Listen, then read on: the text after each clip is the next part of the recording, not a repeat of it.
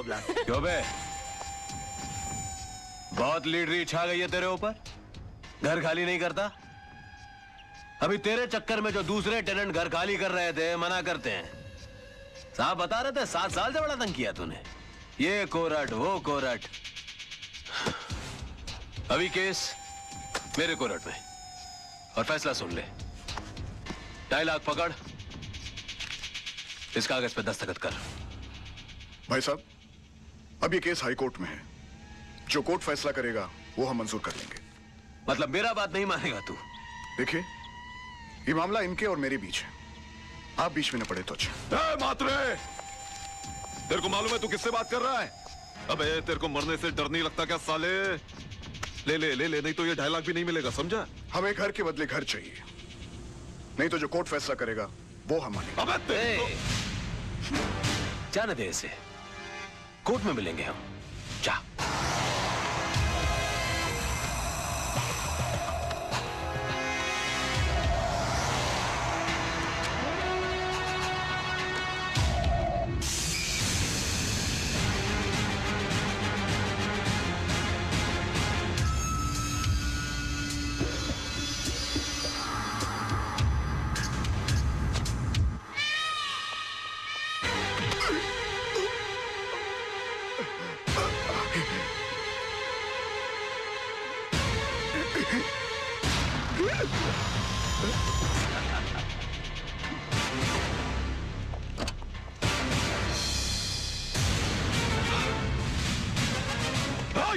पकड़ो रे उसको।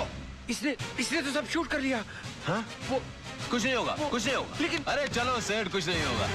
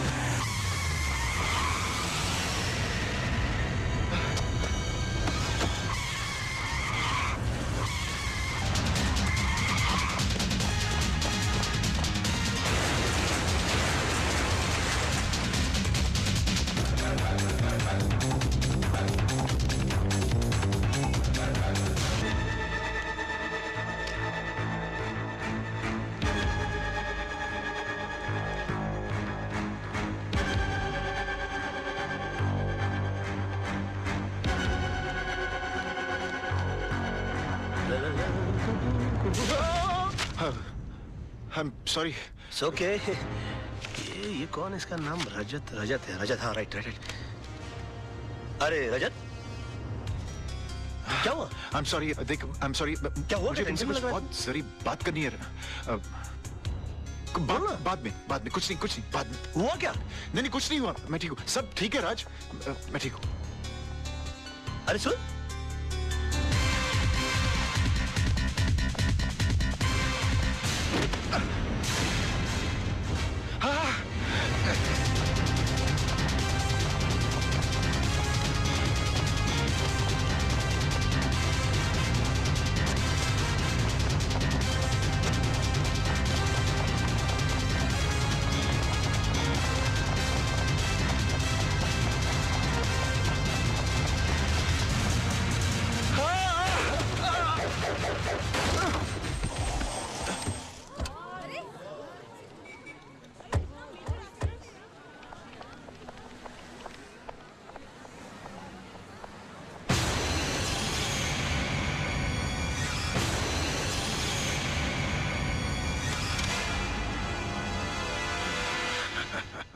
तारा, तारा, Coming. a beautiful gift for the most beautiful woman in this world. Gift? यूं अचानक? बस मूड आ गया. मूड आ गया कि बीवी के लिए कुछ लेने गए थे और तुम मेरे लिए भी कुछ ले आए? Oh, come on, darling, किस बोर का नाम ले लिया? You know था, darling. चंद बीबियां ड्राइंग रूम में पड़े हुए उस टीवी की तरह होती हैं. उनको जब ऑन करो पुराना प्रोग्राम चल रहा होता है. और मैं? तुम? आहा, तुम तो इंटरनेट हो. जब ऑन करता हूँ एक नई साइट दिखाई देती है. गुड. आहा. जरा जल्दी पहन के आना, डार्लिंग. हाँ.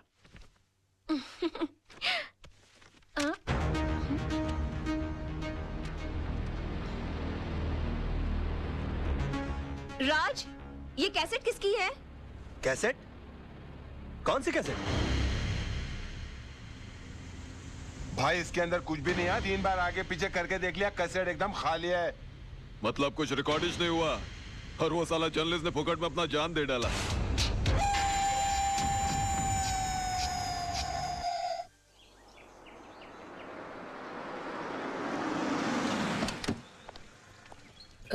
भाई साहब, कविता मात्रे का घर कहाँ है? वो वहां से तीसरा रूम. शुक्रिया जी चल चल. हाँ चलो.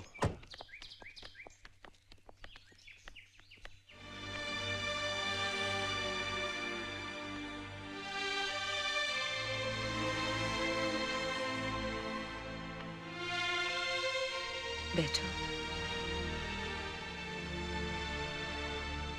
कविता, घबराओ मत. मैं हूं ना तुम्हारे साथ. तुम्हें तुम्हारे घर से कोई नहीं निकाल सकता. राज लड़ेगा तुम्हारा केस. मैं तुम्हारे पति के कातिल को सजा जरूर दिलवाऊंगी. तुम्हें इंसाफ जरूर मिलेगा.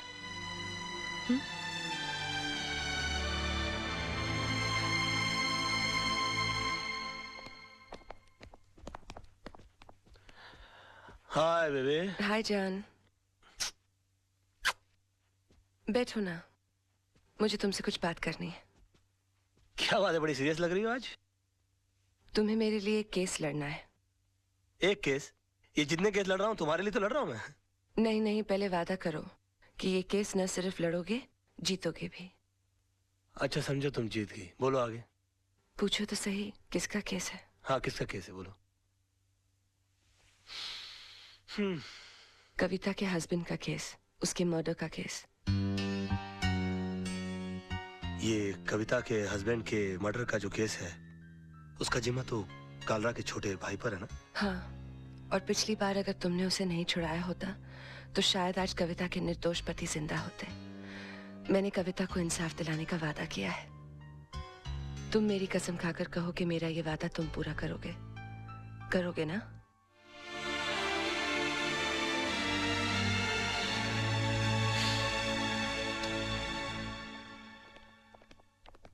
आइए आइए, क्या बात है, आज पूरी मंडली हमारे यहाँ. क्या रे, क्या कर रहा है तू? मरने का तेरे को? राज, ये क्या कर रहे हो? कालरा भाई के खिलाफ केस लड़ने जा रहे हो? कालरा भाई ने तुझे लाइफ में इतना बड़ा चांस दिया, इतना सपोर्ट किया, इसका ये रिटर्न दे रहा है तू? तू कविता को इंसाफ दिलाएगा? तेरा इंसाफ हम कर देंगे. 2 गोली डाल देंगे. तेरा केस कौन लड़ेगा फिर? यार आप बंदूक और तलवार ही इस्तेमाल करना जानते हो कि कभी कभी दिमाग भी इस्तेमाल करोगे? ये केस मैं नहीं लड़ता तो कोई और लड़ लेता और जीत भी जाता शायद, क्योंकि पब्लिक की सिंपैथी तो उस औरत के साथ है. ये तो आपकी तकदीर अच्छी है कि केस मैं लड़ रहा हूँ. कालरा साहब, आपके भाई मेरे भाई की तरह हैं. मैं बोला उसको कैसे फांसी के फंदे पे चढ़ा सकता हूँ? मैं जानबूझकर ये केस हार जाऊंगा. बस फर्क इतना होगा कि आज तक मैंने केस जीतने की फीस ली है आपसे. पहली बार केस हारने के पैसे लूंगा. देखा भाई, मैंने कहा था कि जरूर कोई कमाल का पपलू लाया होगा ये छोकरा. अरे हम लोग सोच भी नहीं सकते, इतनी लंबी प्लानिंग करके बैठा है ये. फैंटास्टिक. मान गए गुराना. ये इसको अंदर रख लीजिए आप अपने. आई एम सॉरी राज, मैं जरा अपने भाई के इमोशन में बह गया था. Never mind, it's okay. I am sorry. Bye, see you. दिल पे नहीं लेना. Bye, take care. कमाल का शेर पकड़ के ला. लेकिन तुम्हारे साथ जीतने के लिए कौन सा लॉयर अपॉइंट करूं? तेजपाल एंड एसोसिएट्स में से मिस्टर आदर्श.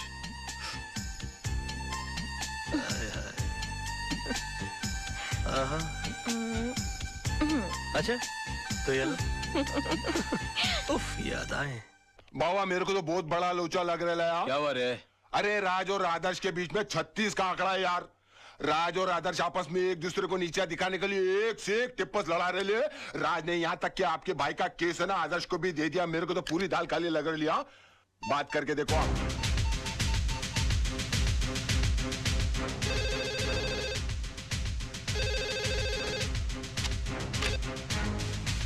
क्या रे कालरा बोल रहा हूँ मैं। अरे काला साहब क्या करते हो? आपको कितनी बार कहा है कि घर फोन मत किया करिए। ए बोल वचन बंद कर बे। मैंने सुना तेरे और आदर्श का 36 का आंकड़ा है। मेरे साथ गेम कर रहा है क्या?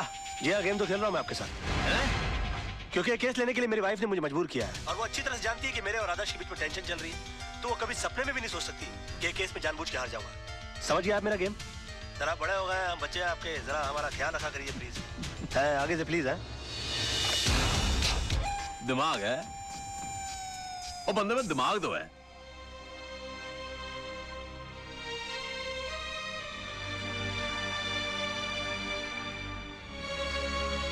जानू एक कप कॉफी मिलेगी? बहुत थक गया हूं मैं। मेरा बस चले तो उस कॉफी में जहर मिला के पिला दूं तुम्हें, पर क्या करूं, पत्नी हूं ना तुम्हारी। क्यों ऐसा क्या कर दिया मैंने? झूठ, मक्कारी और कुछ आता है तुम्हें?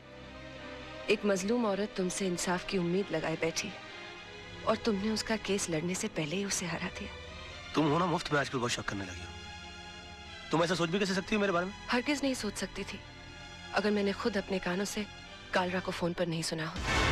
बेबी ऐसा झूठ बोलना पड़ता है हमें फोन पर। एक और झूठ।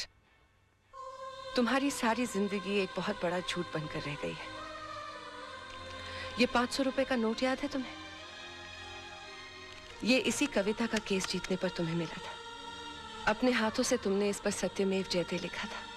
तुम ही कहते थे ना, सच्चाई के लिए हर चीज छोड़ी जा सकती है, लेकिन किसी चीज के लिए सच्चाई को नहीं छोड़ा जाता। और आज पैसों के लिए तुम सिवाय झूठ के और कुछ नहीं बोलते। हाँ झूठ बोलता हूं मैं। तो तुम क्या समझती हो तुम्हारे डैडी झूठ नहीं बोलते? और माफ कीजिएगा आपके जीजा जी, आपके डैडी से भी बड़े झूठ हैं वो। और क्यों ना झूठ बोले वो? एक आदमी अपना घर परिवार चलाने के लिए, उन्हें सुख देने के लिए वकालत का काम कर रहा है और उसकी एवज में वो जिससे पैसा लेता है तो उससे इंसाफ नहीं करेगा वो? आदमी काम क्यों करता है और पैसा किसके लिए कमाता है वो? खुद के लिए कि बच्चों के लिए, बीवी के लिए? नहीं, ये पैसा तुम अपने लिए कमाते हो। अगर मेरी जिंदगी में पैसे की इतनी अहमियत होती तो मैं तुमसे कभी शादी नहीं करती। मैंने तुमसे शादी की तुम्हारी ईमानदारी, तुम्हारी सादगी, सच्चाई देखकर। और जब ये सब चीजें तुम्हें नहीं रही तो मेरा भी यहाँ रहने का कोई मतलब नहीं बनता। मैं अपने बेटे को लेकर यहाँ से जा रही हूँ।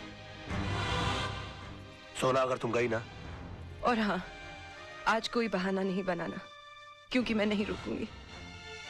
और एक और बात, तुम्हें एक और केस लड़ना है हमारे डिवोर्स का।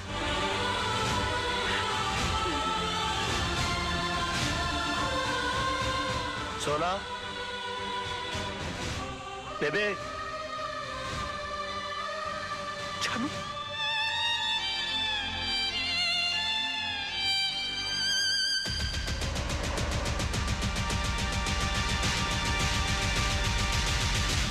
इतना बड़ा डिसीजन। माना कि रात से गलतियां हुई हैं भाभी, लेकिन वो दिल का बुरा नहीं है। आप चलो मेरे साथ, मैं समझाता हूं उस गधे को।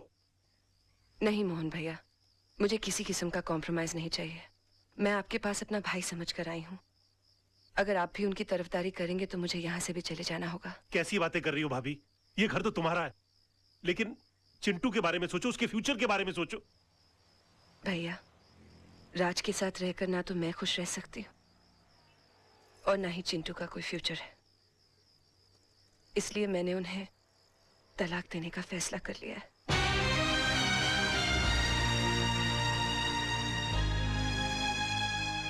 अंकल, ये तलाक क्या होता है?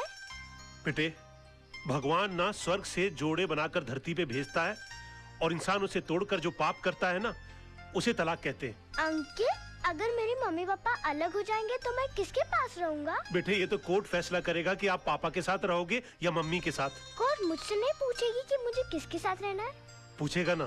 तब तो मैं बोल दूंगा मुझे मम्मी पापा दोनों के साथ रहना है। तब तो तलाक नहीं होगा ना? ऐसा नहीं होता बेटे। और फिर तुम्हारी मम्मी भी तो नहीं चाहती कि पापा के साथ रहे। क्यों? तुम्हारे पापा के झूठ से तंग आ चुकी हैं वो। अंकल, अगर मेरे पापा झूठ बोलना छोड़ दे तो मम्मी पापा को छोड़ के नहीं जाएगी ना? शायद बेटे।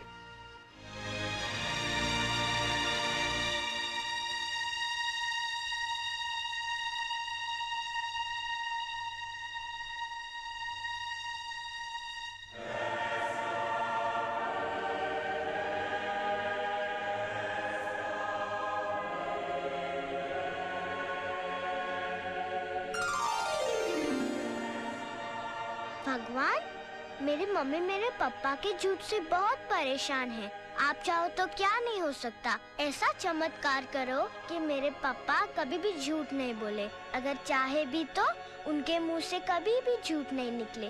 Thank you. राज, आज मैं बहुत खुश हूँ क्योंकि तुम्हारी बोर बीवी से तुम्हें छुटकारा मिल गया। उठ!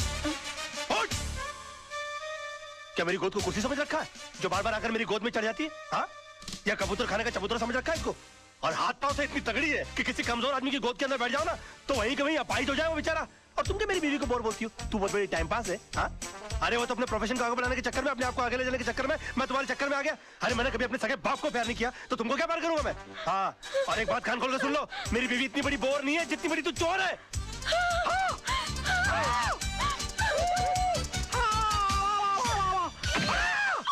Oh my God! राज, राज,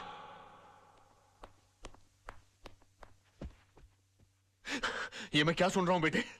तुम्हारी हरकतों से तंग आकर सोनम तुम्हें डिवोर्स देना चाहती है, लेकिन तुम तो उसे प्यार करते हो, तुम मुझे अपना गुरु समझते हो। तुमने ऐसा क्यों किया बेटे? ये सब तुम्हारी वजह से हुआ बुढ़ाऊ। और तुम मुझी को कोस रहे हो। बुढ़ाऊ? हाँ बुढ़ाऊ। बेटी को पाला कोसा बंगले के अंदर और उसके बाद शादी के बाद सड़ने के लिए छोड़ दिया सारा चाल के अंदर। हाँ? अरे वो तो कम अकली थी, लेकिन तुमको तो अकली थी, तुम रोक सकते थे उसको। लेकिन नहीं, मैंने तुमको अपना गुरु माना। और तुमने क्या किया मेरे साथ? गुरुद्वारे के बाहर हाथ में कटोरा देकर भिखारी बनाकर खड़ा कर दिया मुझे और बोले बेटा मांग भीख। बड़े दामाद को दे दी चलाने के लिए कंपनी, और मुझे क्या दिया? Social service centre. कहा गरीबों की दुआ लगेगी? मेरी बद्दुआ का डर नहीं लगा तुझे बुड्ढे? हाँ? बड़ी बेटी की शादी के बाद रिटायर नहीं हुआ, लेकिन मेरी शादी करते रिटायर होकर भिंडी और आलू उगाने के लिए चला गया गाँव के अंदर। और याद है किस तरह से पीठ पर हाथ मारकर मुझसे कहा, हाँ, कि बेटे I am proud of you my son, I am proud of you. मेरी बेटी खाली हाथ घर से जा रही है। अरे यार, जब बच्ची के हाथ में कुछ दोगे नहीं तो खाली हाथ ही जाएगी घर से। इतना भी नहीं कि महीने 2 महीने का खर्चा दे देते, लेकिन ना, कहा कि मेरी सारी चिंता दूर होगी। अरे अपनी चिंता जब दूसरों को दे दोगे तो खुद की चिंता तो दूर हो जाएगी ना। 2 बेटी पैदा कर सकते हो, 2 घर दबा नहीं पाल सकते थे।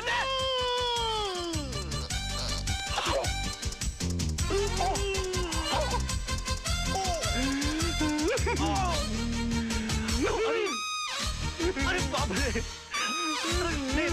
अंकल जी, हाँ, अंकल जी,